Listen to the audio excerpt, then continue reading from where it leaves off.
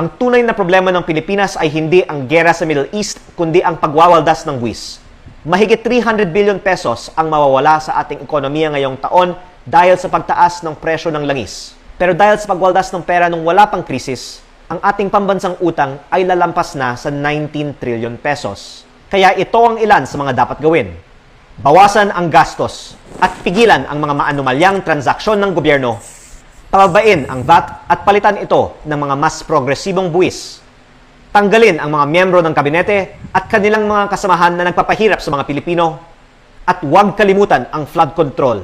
Huwag pumayag na ilihis ang usapan dahil korupsyon ang ugat ng ating mga problema.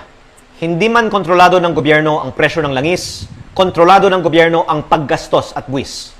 Huwag nating hayaang lalong lumubog ang ating ekonomiya at huwag masundan pa ang oil crisis ng debt crisis. Itigil ang pagwawaldas ng pera ng bayan.